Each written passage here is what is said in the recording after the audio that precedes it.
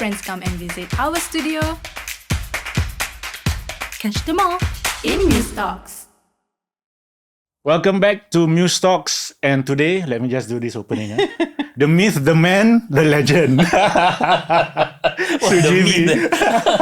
It takes for Sujimy having me. Mohamad. I always wanted to do that. Really? Finally, a guest that can fit into that mold. Yes, actually, who needs no introduction at all among the Malay community. He's been around in the industry for more than 30 years. 30, Almost. no, 30 plus. Or more. 30 plus. 30 Oh, plus. wow. Because I started at 16, Oh, 16. 16 years old. Oh, And my he goodness. wore so many different hats, right? Yes. For different Correct. generations. That's true. So you can't. Now he's popular for his dad jokes. Right? For the younger generation. One of my content villain. That seemed to be. That seemed to surface. for him. Before this ends, he has to have one dad joke for us.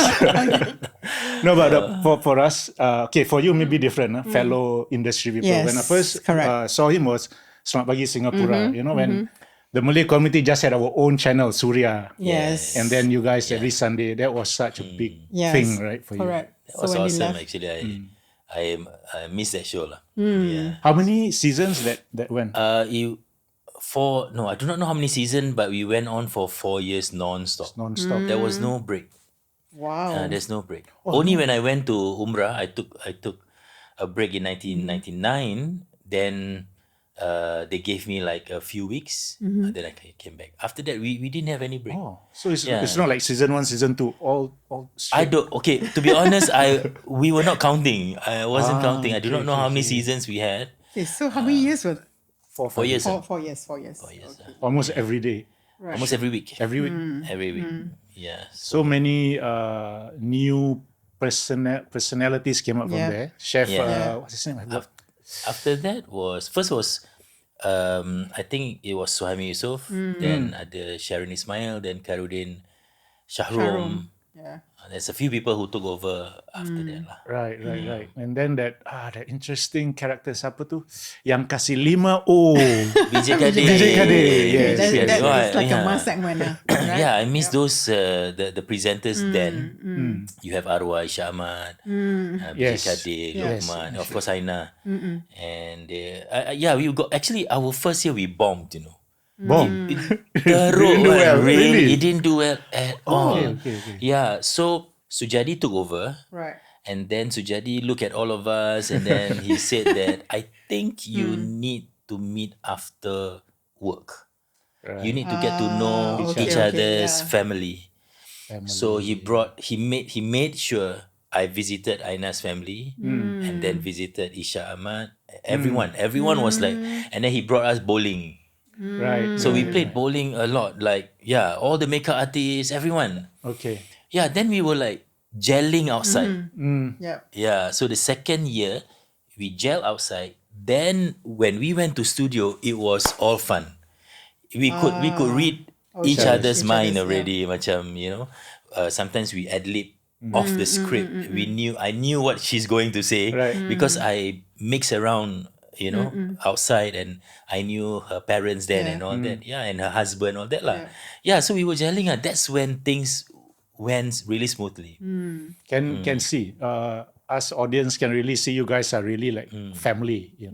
Yeah, I must say that he was instrumental to many things lah. In fact, actually, if I look at my journey, right, he was involved in my earlier days of my journey.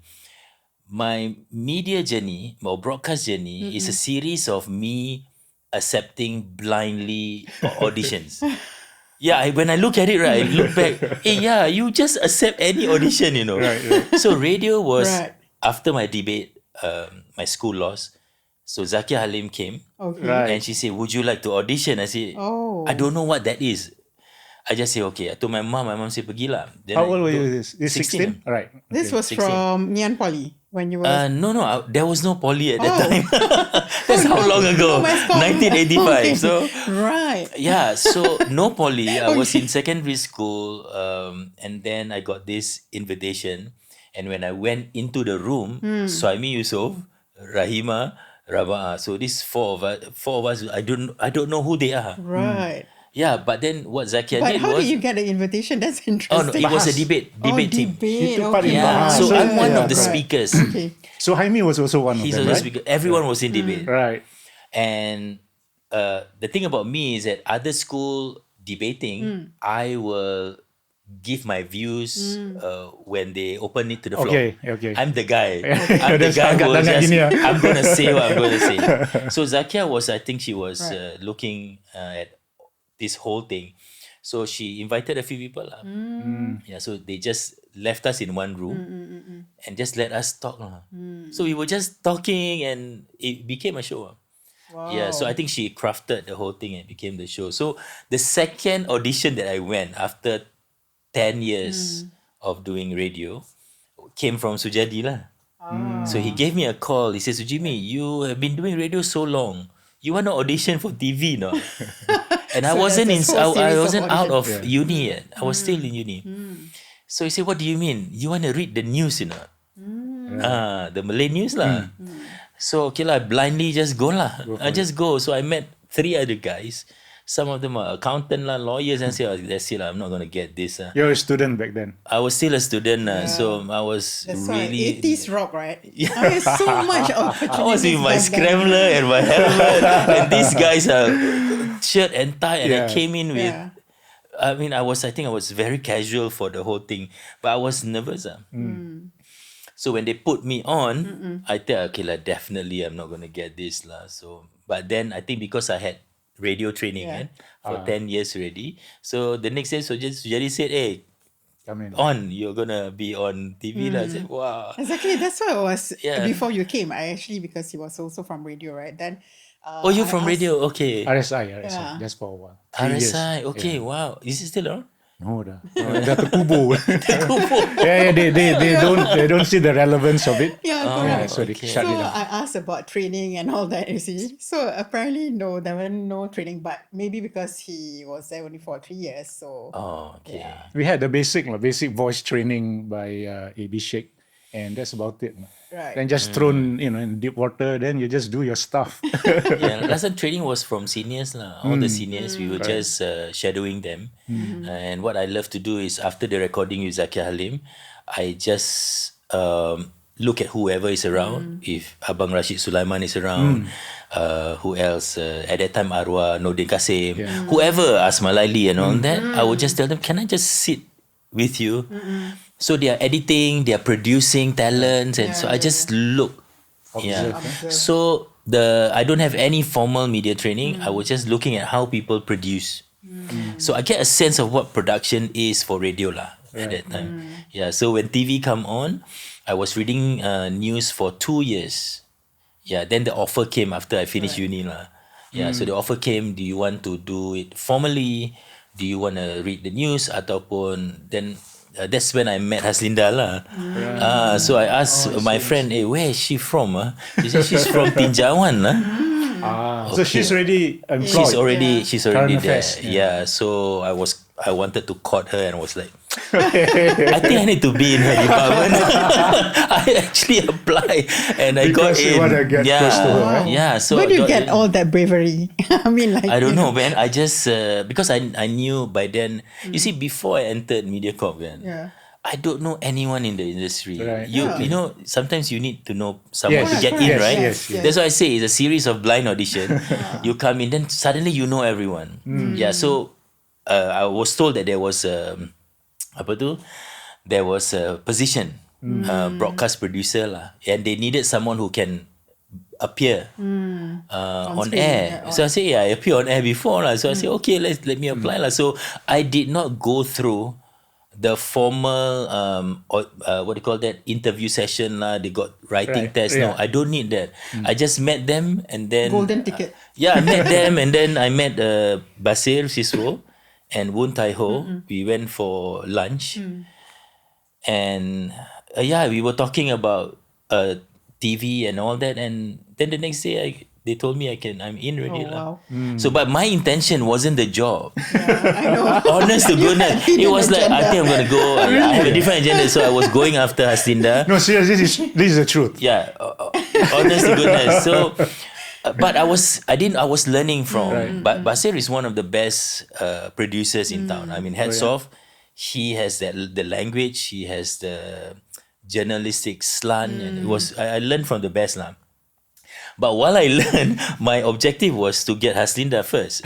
So every time my boss asked me who wants to help Haslinda, I raise my hand lah. So I will look for music for her. Wow. I will look for rushes, all the archive shots. I say, don't worry, this all I will handle you. Then filming, I will follow. I will follow everywhere she go. I will follow. And then exactly. After 1 year, I proposed to her and she said yes. Right? After she said yes, I left the department.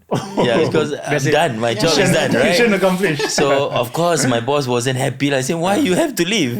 You know, because I was enjoying producing. So, but I wanted to look at the media industry in a different perspective. So, I joined the programmers. So, at that time, Prime 12. Do you remember? 12, yes, of yes. course. Prime 12? Break away from Channel 5, right? So they were looking for commissioning editors now. And so I came in. So I'm one of the first pioneering commissioning editor. We were outsourcing TV shows I to didn't production know that houses. you were in programming. Yeah. So I was in programming. I'm one of the rookie. So I had a boss, a young boss. And then we were like giving out projects now. So I stayed in that job for quite some time. So, but I miss presenting. I miss presenting. I miss You doing... like to be in front of the camera. Yeah, I like doing that lah, to be honest. So when the opportunity come for Selamat Pagi, then I say, okay, while I do my job, why don't I present Selamat Pagi? So Selamat Pagi is a part-time job. Okay, it's not full-time. It's not a full-time. My full-time is I'm a commissioning editor. Right. I'm programmer. So, but what people don't know about me is that I'm one of the lucky ones previously to be what they call a program buyer. We buy program from abroad. Okay. So I travel almost every year. We go to France, Cannes, is it? I will buy programs. So we are like MediaCorp. Midcom and MediaCorp all has that. 4 buyers. So I'm one of them. Yeah, 4. Now I think they don't go abroad because everything is digital. Online, Right. So we are like program buyers are treated like kings. Kings. I understand. Because we bring the money. Yeah. of So course. you will be on yacht, people give you Wow. drinks, Wine people and give dine, you eh? this, Yeah. give you that. So a lot of temptation at that time. And as a young programmer, you see all this, whoa, this is the broadcast media industry. The You meet glamour. producers, entertainment, 10,000 people in one place. You have the financiers, you have producers, you have platform The owners. talents. Everyone talents. That's where I saw the entire media space now. Then I said, I cannot be doing what I'm doing right now. I have to leave. I have to leave MediaCorp and go and set on my own. This is Because I saw this. 25? So How old were you then? I was 28, 29. Oh, wow. 29. Yeah, at that age kan, I've already seen this play. Yeah, the gameplay for media is not producing only. You need distribution because the guys who distribute earn more money than the guys who produce Correct, That's the program. That's a fact So that I nobody- learned from that. Oh, you guys make 40%. Every time you make the program already, you distribute. The distributors get 40%. Now I say you don't have to do anything but just sell this thing and you get 40%. I say that's insane to me. Yeah, so then I realized I need to keep going back to France. So that's what I did every year and learn from the industry lah. That's where I met distributors. I met people from the Hulu, platform owners, digital owners, and asked them about the business. What is it about this business? So then I realized that you don't only produce shows, you need to sell the show. Because this will complete your circuit. Right. Correct. And when you sell the shows, you need to know the actual circuit. You don't go to the biggest platform, which is YouTube. That's free. You don't get any money. Yeah. Correct. You go to the smaller circuit, which is at that time was pay-per-view. It was pay video on demand first. Right. And then cable. And then free to air. And then so on and so forth. So this circuit is something that I learned and I realized this is something you can monetize your production. So when I went back, when I set up the production house, I tell myself, okay, I can produce, but my ultimate objective is to sell. So that's what I did. After I produced all the Malay shows, we convert the program into multiple language, and we sell it to 18 countries. Wow. 18 countries. So some of my shows are in New Zealand, some are South America, Korea. So all our Malay shows that I produced for Surya at that time is being dubbed into many languages. Yeah, but at that time, we still don't own the rights, right? No, only in 2006, right? 2006. Yeah. So, but I kept going to seal certain deals. So you cannot sell yet. No, but I had IMDA projects that we own. Okay. Like Klakasik, Nadim's World. This one do not own by TV station. So I sold Nadim's World all over the world. Nadim's World don't even have language. Yeah, and Peddlers of Asia was not under MediaCorp at that time. It was under MDA. Oh, So there's this MDA development fund that I tap on. Yep. So in the early years, we were looking for distributors and all that. So that's the game that I played. We get production done in Singapore, but in our head, you have to do a different version outside and sell it abroad. Right. Yeah, so not many people do this from Singapore. Right. Especially the Malay-owned production house. Correct. So I was doing it for many years, and then I feel that everyone needs to do this. But not many are doing it. Not many. Yeah. Or So knows that it's happening. one year, I invited all the Malay-owned production house, Rafa'at, Shafi'i, whoever, Khairuddin. everyone. I invited everyone. I say, please follow me. Your trip is subsidized by the government. You know, why don't you just go? So only some followed me. Yeah. And then some learned that. And they all went on to do it. On their own, they were clinching deals and all that. So by then, I was already clinching deals with the Korean. I was selling concepts to them. Sometimes you don't have to produce. Yeah, I correct. said, one of my concept got picked up. It's called My Hidden Tweets. The secret life of teenagers. Right. Yeah. Hidden So tweets. so I created that show, but I didn't produce it. So KBN, I think KBN came and they saw, they love it. But then they told me, Sujimy, we don't, because when you explain it, it's a hard documentary. Korean don't want to watch this. They want to watch game show. Okay. Entertainment. So they say, can we turn your my hidden tweets into a game show? So it became something else.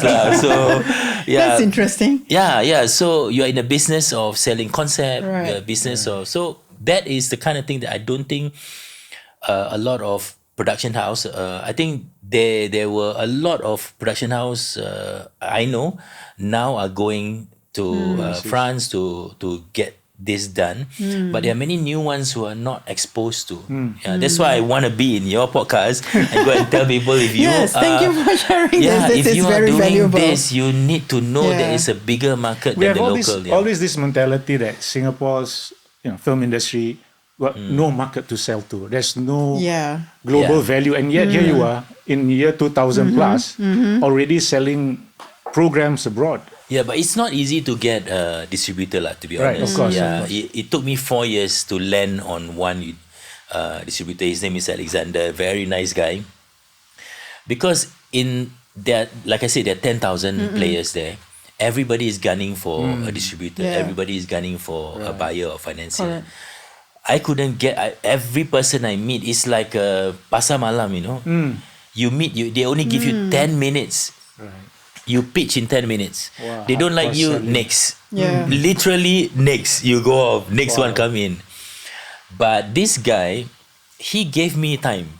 Yeah, I was looking, I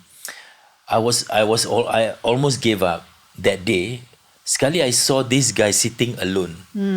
I said, what is he doing? So I just I approached him lah. Then he say, can I talk to you lah? Then he told me he's a distributor. Then he told me, do you have an appointment? I said, no, I don't have any appointment. Then he looked at his watch, he looked at the assistant, and then the assistant said something, and then he said, okay, you have about 10 minutes because my next one is my next Where is one this guy from again? Which country is it? I think he's from US. Okay. He's from the US. We said, okay, 10 minutes I have to pitch. I pitched to him Paddlers of Asia. I showed him the thing, then he said, oh wow, this is, I think it can work. It can work in a lot of countries. But my next one is coming, you know. Next person is coming. I cannot talk to you. Schedule an appointment. No, the next one didn't turn up. Oh my The guy did not turn up, okay? When it's your time, it's your time. Yeah. So it's all about timing. Two of his appointment did not turn up. So I had 30 wow. minutes with him. So in that 30 minutes, I clinched the deal. I told him that, look, take whatever you need to take. I need a distributor. So he was very honest with me. He said, Sujimy, you are a small player because you only have one show. Right. Because usually people come in with catalog, no? A suite of They have programs. catalog, a suite of program. I come in with one show. But that show made him money because he said, wow, it's so easy to sell your show. Really? Yeah, Wow. because Paddlers of Asia is about street paddlers. Yep. We talk about food and then we talk about the person, Correct. his backstory, Yeah. and then inspirational ending. Yeah, he said it's so easy to sell your program. So do you have any other program lah? So that's where we Keep in contact Yeah, and keep in then contact, try and to- he settled everything. So every month the royalty just come in. Oh, wow. So I love that because someone else is working Correct. and monetizing Yep. for you. I just keep producing. Okay. Yeah, so I okay. told Linda at that time that I need to be overseas every year to clinch concept, or even if I don't do the program, let me sell my ideas to everyone. So I was doing that lah, while we were producing heavily on So Surya. at this the time. part, not many people know, Yeah. right? You only Yeah. see Sujimy in front of the camera, Correct. very cool, calm, collected. Yeah, exactly. And talk about family, That's the thing. jokes. I and- mean, how do you actually divide all this, your time? Okay. Tough lah. It was tough. It was tough, I must say. But I was lucky. When first 6 years of Screambox, we didn't have any kids. We couldn't get kids, so we pour everything on Screambox, on our company, our traveling and all that. When we won awards of Pesta Perdana, I was abroad. Yeah, somebody else took the win for me. Yeah, but dividing when kids came in, Hasinda told me that I think we cannot work like this anymore. Yeah, so my firstborn Christina, we both had a discussion. We said that someone has to be at home lah. Right. Yeah, so Hasinda took the responsibility because I tried and then she tried. I said, I think you are better lah. I tried. I don't know what I'm doing, kat rumah. Really, I try, feed, and then she go to Screambox, settle script and all that. Then balik, we switch. Tak boleh lah, cannot. So I said, I think you are better. So she stayed lah. So for about 3-4 years, I didn't have my executive producer with me. Hasinda was out of Screambox. I had to. Do you get some hire. replacement or part-time? Couldn't freelance? find the right one. I end up doing less. I had to do less work so that I can EP properly lah. I can EP the show. So I was doing lesser projects and I was traveling less. That's how we managed. But after a while, we managed to get one senior person. Wasn't easy. Something like that. Yeah. I think that's what we did. I think till this day it's quite difficult to find, someone. Executive producers are hard. lah. Yeah. You have to train. I noticed when we train, we have trained many senior producers that became executive producers, but they left after they set up family. I have a very good one. 10 years and then she wanted to have a family, wanted to have a baby. Right. So she was looking for more steady office hour job. Yeah. So that happens a lot to us lah. Yeah, it's true. Yeah. Is it always this same issue back then until now? I think Now yes, it this is. kind of problem should be the same, Yeah, right? Same. Yeah. I think because in our industry, there are more women producers than men. Correct. Same thing in my year also when we were in MediaCorp. There were more women. Yeah.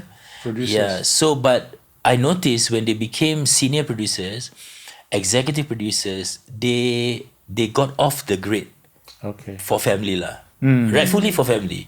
Yeah, but it means that we are getting less and less professionals now. So, but there are not enough men. Why is that so? I mean, you've been so long. You're the right person to answer. I think it depends. Okay, it depends on what type of producers. Okay. So I think current affairs, information producers attract women because of it's very detailed program. But I notice entertainment and maybe not entertainment, sports. There are more men. Okay. There are more men. Different. The genre. There is a genre. Is a genre. But men likes current affairs, right? Global There issues. are men, but very little, but not many. But don't want to work behind to do all the producing work.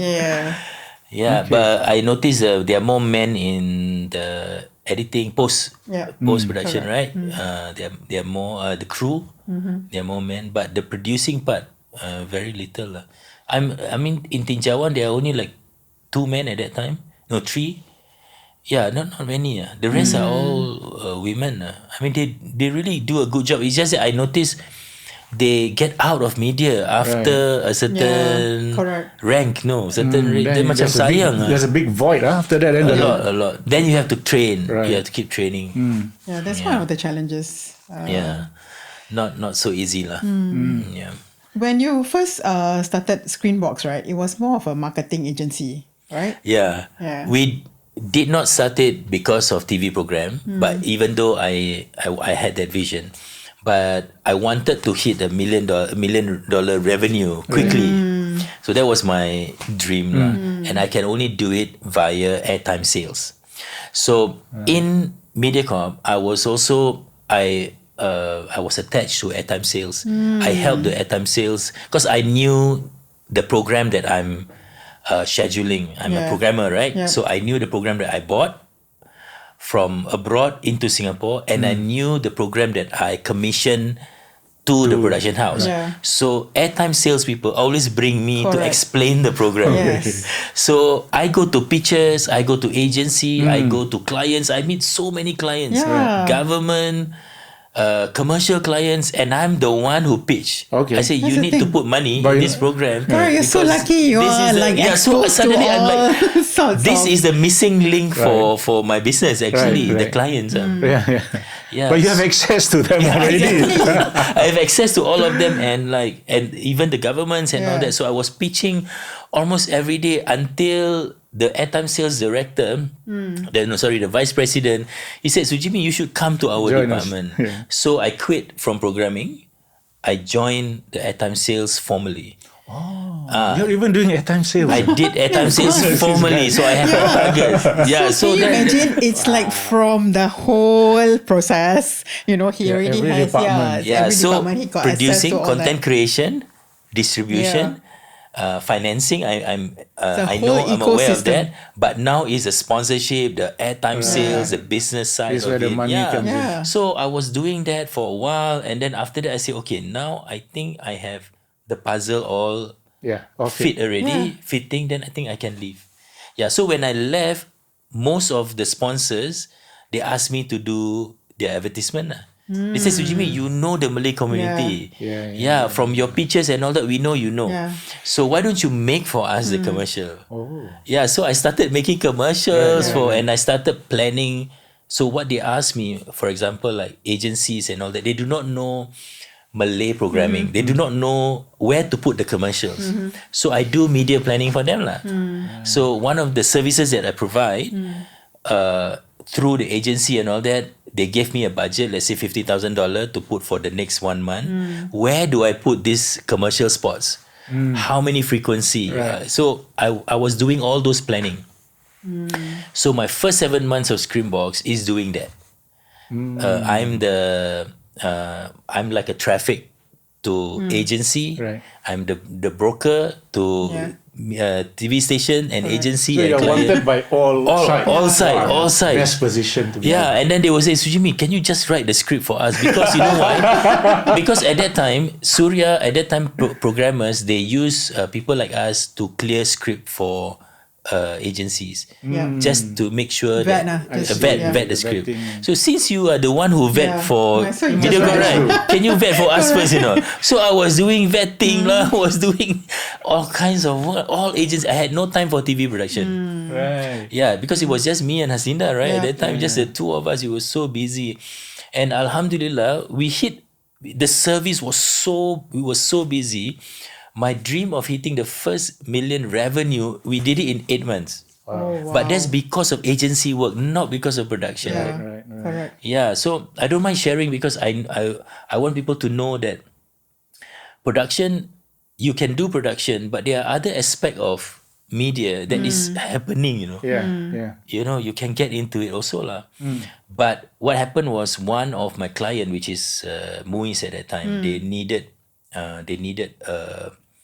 a creative to make zakat work lah. Right. So their zakat collection at that time was about $10 million a year. Okay. So they didn't know what to do. So they asked me, can you come up with something lah? Like a campaign. Campaign lah. So that's when I came up with Kau Istimewa lah. Yes. Wow. That was the main campaign. 2 a.m. in the morning, I was thinking, what do I want to call this Right. campaign? Yeah.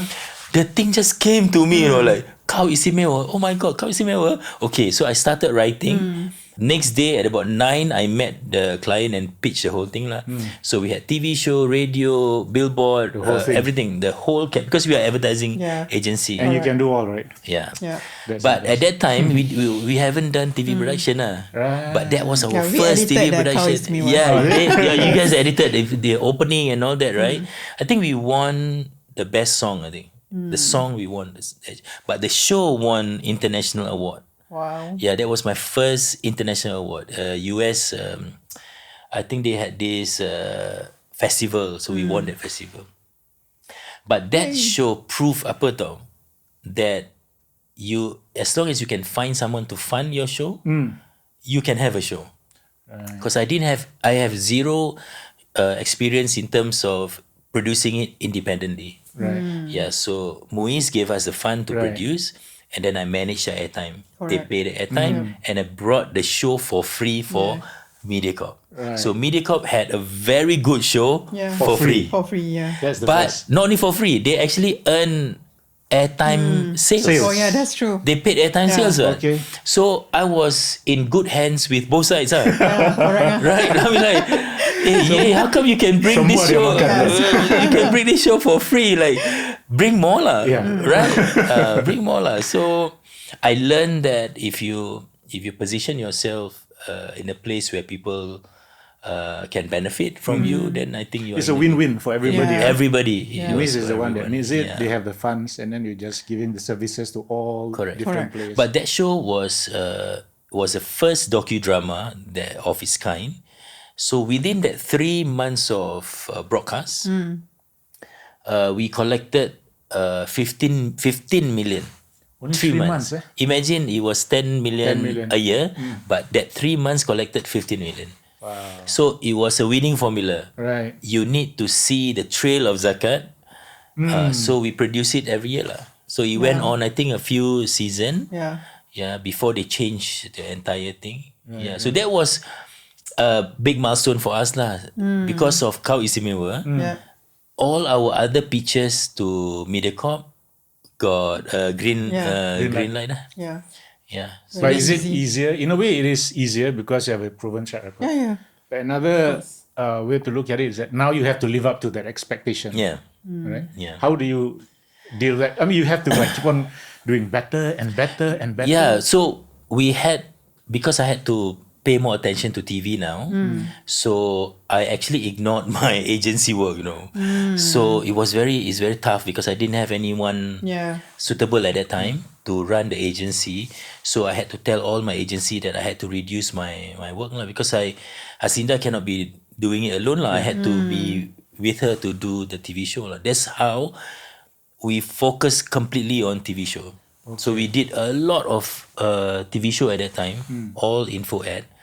And we got shows from, I think, Channel News Asia. Yeah. So Alhamdulillah, we are among I do not know whether there are anybody Malay-owned production house that produce for CNA. Yeah. Yeah, so for CNA, I actually, because I dah biasa pitching, so when I pitch, sometimes I just pitch verbally. I just pitch verbally. I didn't have any. Right. Storyboard. Yeah. So my first show Laptop. under CNA was Million Makers. He's a brand, right? The Million Makers. That time you come in with I'm Sujimy. No lah, CNN don't know me. They don't know me at all. I mean, we were colleagues dulu, but they don't know me that they don't know that I can produce because I don't think they watch my show in the Malay channel lah. Right. But my first show was the Million Makers. I went in and I just That's verbally tell interesting, them I'm going to interview young millionaires under 30. Say, That's it. you can get You can get, yeah. I can get them. In my mind, actually, I do not know any one of them. I don't know any millionaires at that time, but I tell them I can get them. Don't worry, I'll bring them to you. Make sure all of them are under 30. Then they told me, can you expand it? Not in Singapore. We don't want because their channel is Asian. Yes, correct. Can you get Asian millionaires? You know, I said, yeah, sure. Everything I say yes. Everything I say yes. And then when they greenlit the whole thing, right, I go back, Linda, macam mana kita nak dapat? How do we get all these millions? I don't know a single one of them. Okay. I know businesses. I know Right, we right. don't know. But how do you get them? So You have to do research lah, and then we research, but the easiest one was the entertainers lah. Right. Because we Yes, knew, correct, we know yes. they're making money and Yep. all that. So I approached Siti Nurhaliza. Okay. I approached Norman from KRU. Right, right. So these two accepted. Okay. Yeah. In Singapore, I heard at that time, and he was also my client, that this guy made his first million at 24. Prom next.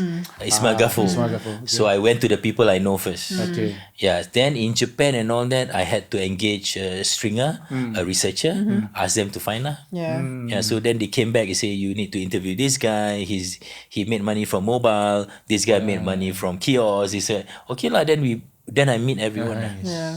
Yeah. So we went into I feel that, I mean, if you are young entrepreneurs and you want to make something good and you believe you can do it, right? Sometimes you don't need everything to be perfect. Correct. You don't need to have everything. You just need to start. The idea, just tell people the idea, you know. That's what I did. Most of the time. My second biggest, in fact, my last biggest project that I pitched verbally to CNA was when we broke the world record for them. Which one? The 3D city of Singapore, something I can't remember now the title. We drew the longest 3D anamorphic art in the world. We did it in Resorts World. Yeah, so I went to CNA. I said, because they were looking for something, they said, Jimmy, you have any idea?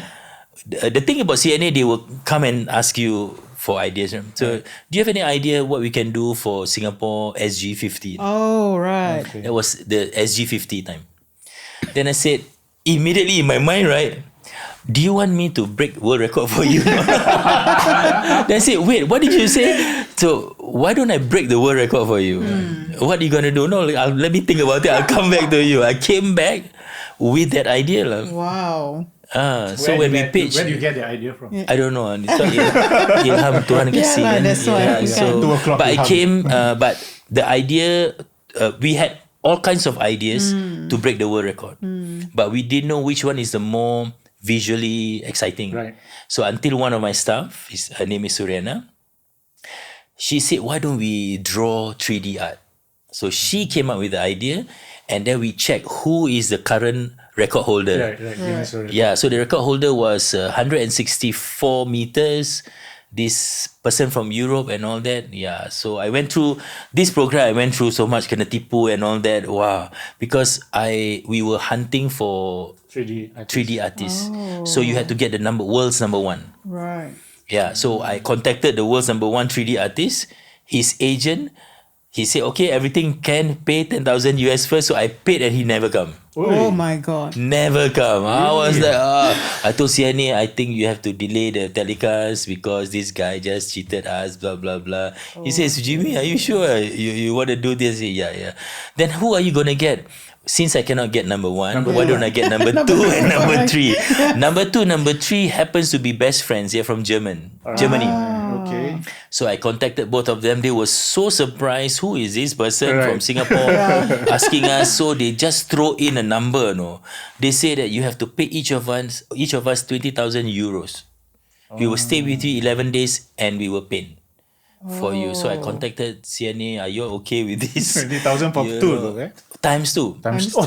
Times two. Fly first class. Oh my God. You have to fly them first class. I guess he knows that you guys are desperate. Yeah. I don't know how he knows that, but maybe the words got around already. Number one already cheated him. Yeah, so I was like, Two and three. alamak, okay. Then this number 1 and 2 artists said that we cannot draw this alone, you know. You want to beat 164 meters, we cannot be alone, we cannot do it. So he said, why don't you get Singapore artists to help us? So I worked with, I think the guys from Singapore. We had 50 artists to help us. Yeah, so That makes sense lah. yeah, so then they came up with the idea, then draw, and then on the I had to fly the, what do you call those people who measure from Guinness World Injecticator? Is it? I can't remember Something the like name. the official guy. Yeah, Right, official. I have to fly her first class. Oh, wow. Yeah, so all this is like adding to the. But I said, never mind because we need to do it. SG50 apa? Yeah, but what happened was the first 6 days of us painting, it rained every day. Wow. Every time we paint, all the things washed away. So this outdoors.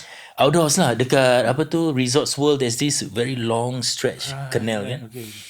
So then I met Habib Hassan. I said, Habib, I'm very nervous. I'm very nervous about this project. Oh, wow.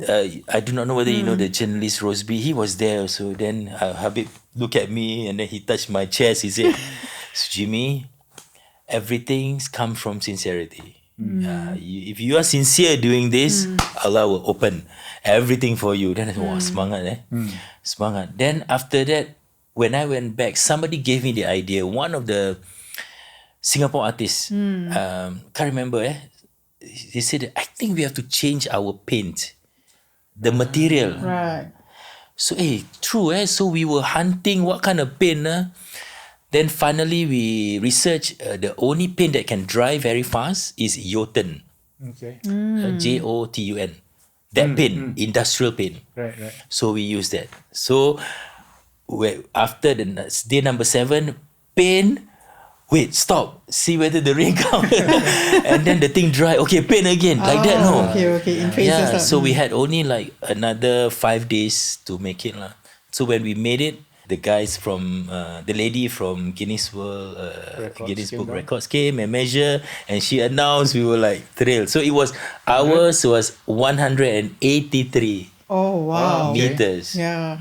So we broke that world record lah. Anybody took over that record? I don't know, man. I didn't check Don't it know. anymore. Yeah, we were happy lah. One hit wonder. Yeah, but we did it lah. We are the company who Wow. who actually broke the world record for. I still have the certificate.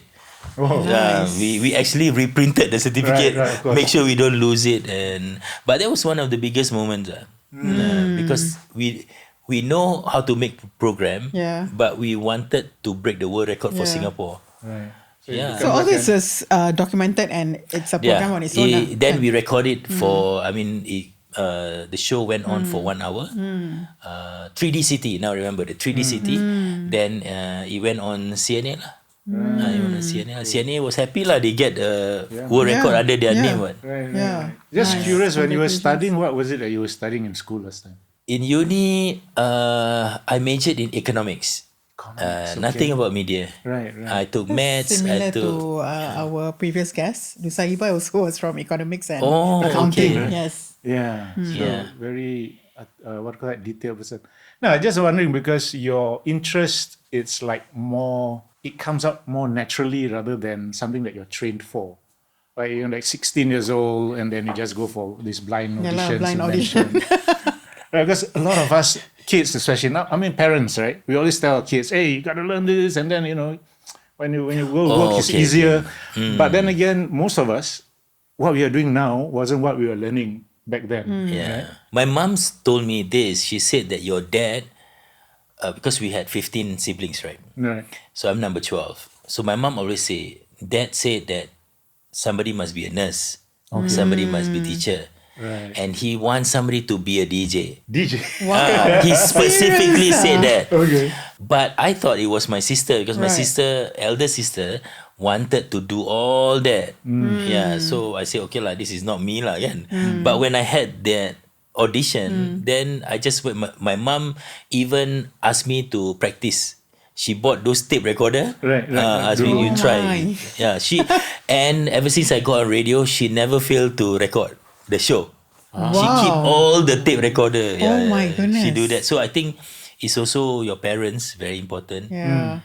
to macam give you that encouragement. Yeah. You know, they know you. I actually don't know that I like it lah. To be honest, I don't know that I like it until I do it. Yeah, but she, when parents say, "No, go," this is good. Your dad Yeah. also wants you to want somebody to become Right. to be in the broadcast, blah blah blah. So yeah. Being recognized and famous celebrity, is that like being like burden to you? You like it? Or you feel that it's just a necessary Okay. thing, part of my job kind of thing? Okay, I see. To be honest, I like the attention lah Of from course. last time. Last time I really like the attention Okay, because okay. I feel that if people give me the attention, I can give them back something though. Macam something, there is an exchange. An exchange, There's okay. an exchange. And I didn't realize that exchange is good message.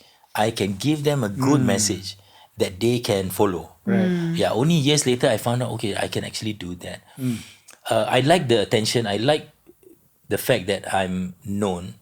In fact, it has helped my business a lot lah. Yeah, I normally macam sometimes people just want to meet me because they just want to meet me, Right. and then we talk business. Right.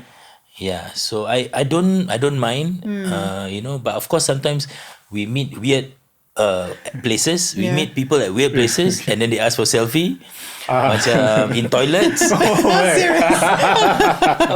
Toilet. I say, bang, boleh selfie tak? I say, nantilah dulu, kita keluar lah. Why don't we go outside and we selfie lah? Weird places lah. Right. Macam they got shocked to see me in this kind of setting, kan? Yeah, so I really don't mind. I really don't. But I think sometimes it takes a toll on my family because you see, whenever I go to places that people know me, kan, they want to talk to me. Right, okay, like jemputan like that. Jemputan, No, it's a yeah. personal family thing, and then people. Yeah, I don't mind, but I know it's taking time from my family because they are there with But me. it's good that your wife is also, in Yeah, the she knows industry. my anak-anak actually Tak in suka. the beginning they don't understand. They completely don't understand. They say, why everybody know you? And why they want to talk to you? Right. Because I'm supposed to be with them. Yeah. Right. So after a while they understand, they start taking videos for me. Now especially my firstborn, whenever someone meet me, she will just record already. Auto. Say, you can use this for your story. Yeah, she auto already. Yeah. They know. Yeah, because they see the impact of what we do, kan? Correct. And they know that we are social media people, and they want to help out lah. Yeah. And she's working with you too, right? At Screenbox. Yeah, my daughter Kisina, she's already about a year. She's in the business development unit. Even though she can create content very well, I told her, why don't you go into the business side lah? Just get into. So she shadowed me a lot, go into many meetings, and now she's conducting her own meeting, her own pitches. Wow. Yeah, and but I know she miss doing macam content. But she can do content. She is trained. So sometimes we ask her to edit lah. Yeah. At her own time. My second one also now, dia suka, but she learned business now. But she's a very quick content creator. I trained her when before she went to uni. She was 6 months with us. So I told her, I need you to hit 1 million views. So train. Alhamdulillah, at the end of her internship, she hit her first 1 million views. 6 months. So I Which give her a content is plug. that? I Wow. give her a plug. This is yours. She, with her friend, she produced for me one content and it got to 1 million. I said, this is your milestone already. You cannot look back already. Yeah. This is what you are good at. Yeah. Even though you want to do business, content is something you need to get into. Yeah, and I think to kids nowadays, they can develop content so fast. faster than us actually. Yeah. True. So which content is that? She produced this video, the most expensive road in Singapore. Eh, That was interesting. So interesting. they research, Right. they produce, they film, they edit, and when I uploaded, boom, it got to So which road is that? Nasim. Nasim Hill. Okay. Nasim, there's a lot of Yes. expensive houses, and they did all that lah. I think this one really encouraged them, Right. and they know they know that they have the skill to produce something that can hit 1 million. I needed to prove to her that she can do it if you follow a certain format lah. That was just a one-off content for them to experiment, and Yeah. the goal is to hit 1 million, right? Correct. Actually, they did a lot more lah before that lah, but the one before didn't hit 1 million. Only this one at the end. Actually, at the end of their tenure with us before they go uni, they got Right. that. Happy lah. We will, insert a link, and then for the viewers, especially for us also, we have not. Oh, yes, seen I'll send it to you. Yeah, take a look at it. And thank you, Sujimy. That was Most welcome, very valuable, insights that you shared with Told us. you, right? Myth, the man, the legend. So stay tuned for more interesting insights. We shall go with his that joke again. The part 2, nanti. The part, but I think we need to find out what is the viral content and all that. Since he mentioned, how do we hit that 1 million views? Okay, so stick around and we'll see you the next episode. Thank you, Sujimy. Thank you.